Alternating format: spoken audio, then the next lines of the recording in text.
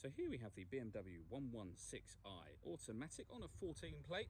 I'm going to start off by showing you around the outside of the car, and then we'll hop in and run through some controls on the inside. But from the outside, you can see it's a 5-door car with alloy wheels and tinted windows. Let's start off inside the boot and then work our way around the rest of the car from there.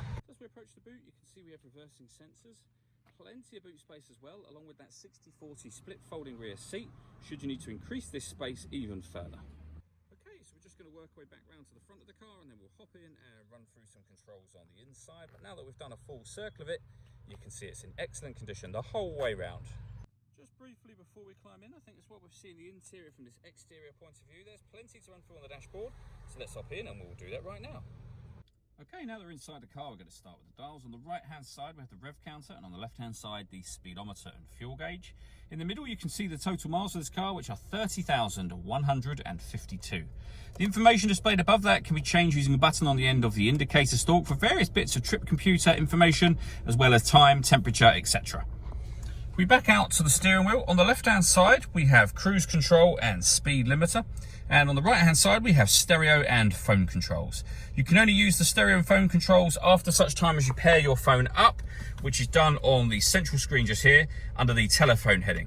The movements I'm making on screen are all being done using the iDrive system, which is this dial and this collection of buttons just here.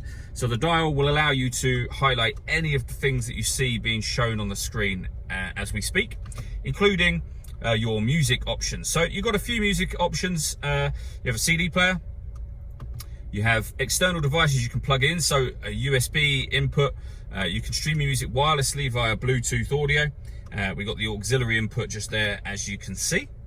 And then you have the radio. So when it comes to radio in this car, we have got DAB, AM and FM radio all available to us.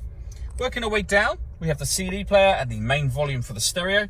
We then have the air conditioning, so you can determine what direction you'd like the air to be directed in, the fan speed and the temperature. When you're happy with those settings, this button will turn the air conditioning off or back on again. This one will allow you to recirculate the air that's in the car. That's a great way of heating it up or cooling it down quickly, depending on the temperature that you have set over here, of course, and you can turn that off just as easily as you turned it on. We have 2 cup holders and a 12-volt charging socket, the gear lever for the fully automatic gearbox, and these buttons next to it. So this one turns off the traction control, and this will change the driving setup of the car. So you can put the car into sport mode. You can put it into Sport Plus as well, which is the same as Sport but gives you dynamic traction control.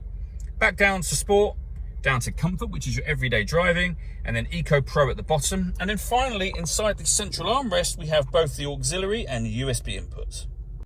All that leaves me to say is thank you for taking the time to watch this video.